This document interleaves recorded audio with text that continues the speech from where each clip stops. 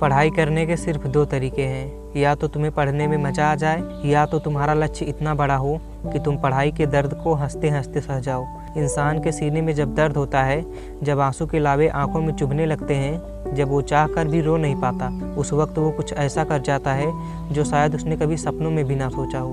हाँ, पढ़ाई में दर्द है, बोरिंग है पढ़ाई। घंटों बैठना, एकांत, फ़ोन से दूरी, चारों दिशाओं से ध्यान खींचकर किताब पर लगाना। हाँ, ये प्रोसेस इंटरेस्टिंग नहीं है, लेकिन अगर तूने पैसों की कमी से माँ को बीमार होते देखा है, अगर पापा को दूसरे के खेत में दिन भर काम करते देखा है, अगर पैसों की कमी से किसी को पढ़ाई छोड़ते देखा है ना, तो तुम पढ़ोगे। चाहे रात भर जाग कर पढ़ना पड़े, सबसे दूर होकर, दोस्ती यारी ख़त्म करके, चाहे लोगों की नज़र में घमंडी होकर भी पढ़ना पड़े ना, तो भी तुम पढ़ोगे।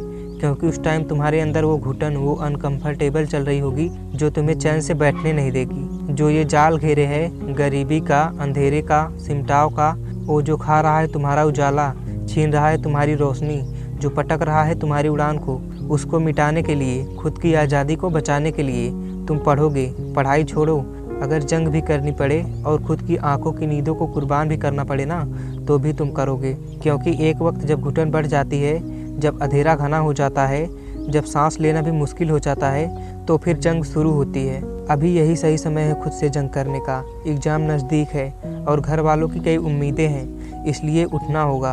अपने उस माँ बाप के लिए उठना होगा जो अपनी ज़िंदगी की परवाह को छोड़कर हमें पढ़ाने के लिए, हमें अच्छा बनाने के लिए दिन रात मेहनत कर रहे हैं। इसलिए हमें पढ़ना होगा, क्योंकि अब औकात की चादर चुभने लगी है। क्योंकि अब मुझे अपने फ्यूचर के लिए, अपने लिए, अपने परिवार के लिए, अपने माँ बाप के लिए कुछ करना है। इसलिए अब चाहे जो हो जाए, मुझे कुछ करना है। चाहे ठोकर लगे, चाहे खून बहे, चाहे बार बार खुद से लड़ना पड़े, भोर हो जाऊं, सर फटने लगे, चाहे आंखों की रोशनी भी घटने लगे, जब तक अपनी औकात ना बदल लूँ, जब तक कुछ बड़ा ना कर लूँ, जब तक अपनी मंजिल तक ना पहुँच जाऊँ, तब तक मैं पढ़ता जाऊँगा।